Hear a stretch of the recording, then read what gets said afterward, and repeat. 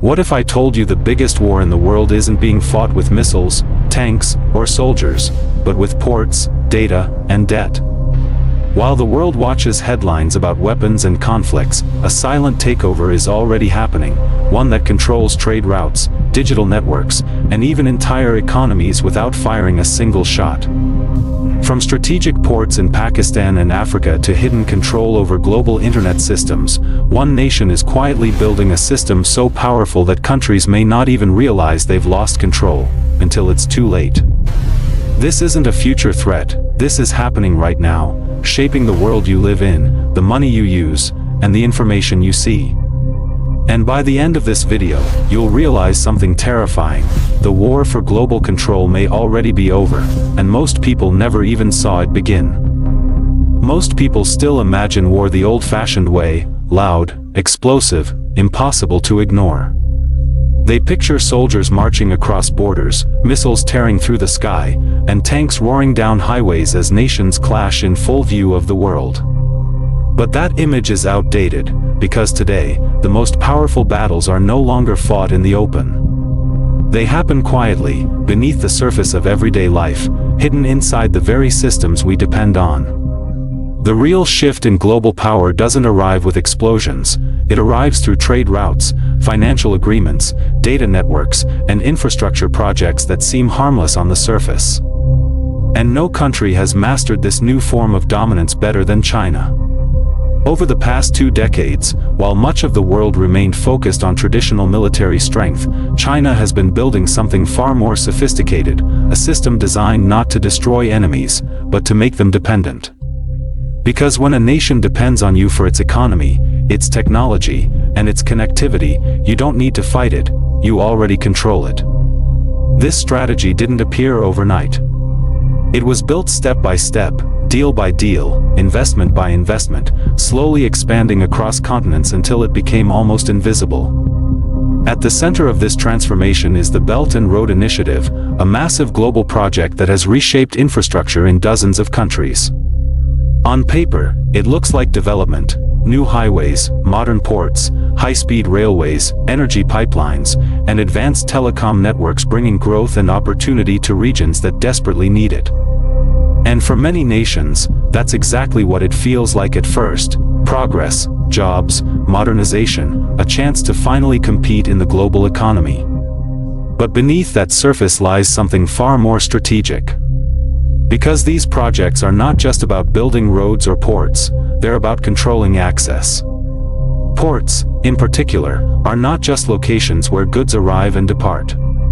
They are economic gateways, the lifelines through which entire nations survive. More than 90% of global trade moves by sea, meaning every essential resource, from fuel and food to electronics and medicine, passes through these critical points.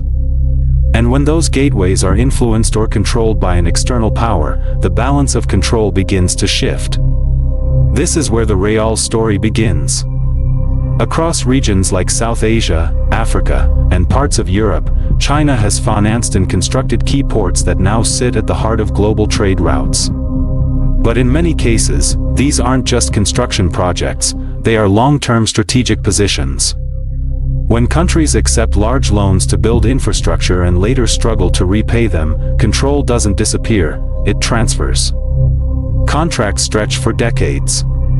Operational authority moves quietly from local governments to Chinese state-backed companies. And what once looked like a partnership slowly becomes leverage.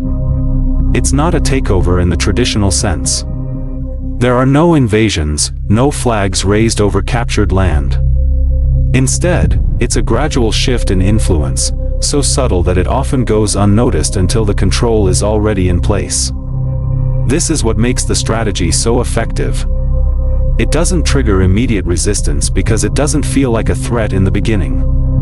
It feels like opportunity. And while governments sign agreements believing they are building their future, they may also be handing over pieces of their independence without realizing it.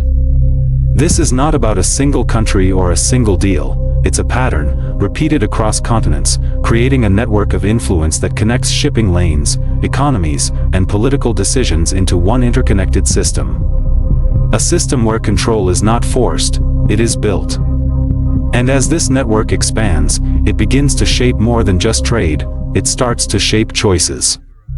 Because when a nation's economy relies on infrastructure it doesn't fully control, its ability to act freely becomes limited.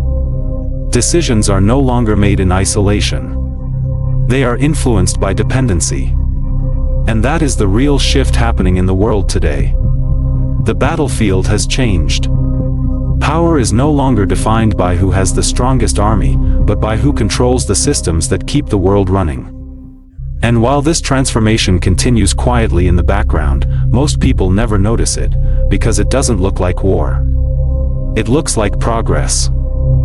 In the end, this isn't just a story about China, ports, or global politics, it's a story about how power itself has changed.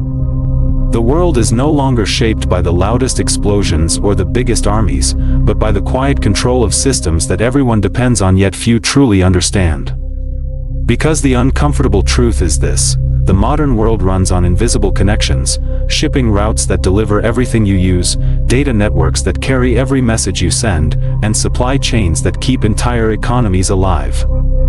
And when those connections are influenced, redirected, or controlled, power doesn't need to announce itself, it simply exists. What makes this shift so dangerous is how easy it is to ignore. There are no warning sirens, no dramatic headlines that fully capture its scale. Instead, it unfolds slowly, through agreements, investments, and partnerships that appear beneficial on the surface. Nations build infrastructure to grow, to modernize, to survive in a competitive world. But over time, those same systems can begin to shape their decisions, limit their options, and quietly redefine their independence. Because when access to trade routes, digital networks, or critical resources depends on another power, every choice becomes a calculation. Every decision carries invisible weight. And that is where influence turns into control.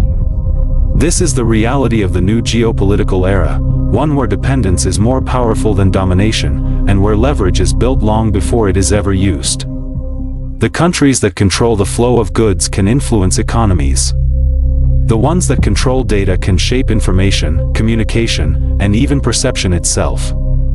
And the ones that control resources can decide who moves forward, and who falls behind. When all of these elements come together, they create something far greater than traditional power. They create a system where control is embedded into everyday life. A system that works perfectly, until it doesn't. Because the real question is not what happens when everything is stable. The real question is what happens during a crisis. What happens when tensions rise, when alliances are tested, when access is no longer guaranteed? In that moment, the true balance of power is revealed, not through weapons, but through who controls the switches behind the scenes. A shipping delay here, a data disruption there, a sudden restriction on critical materials, and entire nations can feel the impact almost instantly. Economies slow down. Systems strain. Decisions are forced. And all of it can happen without a single shot being fired. That is the power of silent leverage. And that is why this story matters. Because whether people realize it or not, the world has already entered this new phase. The systems are already in place. The networks are already built. The dependencies are already forming. This is not about predicting the future, it is about understanding the present. A present where global influence is no longer visible, but deeply embedded. Where control is not taken, it is given, piece by piece, deal by deal. And where the most powerful moves are the ones that no one sees coming. So the real question isn't whether this silent shift is happening. It already is. The real question is what it means for the future. Will this interconnected system bring stability and cooperation, or will it become a tool of pressure and control? Will nations adapt and find balance, or will they become too dependent to push back? No one knows for certain. But one thing is clear, the rules of power have changed forever. And in this new world, the war that decides everything may never be seen, but its consequences will be felt by everyone.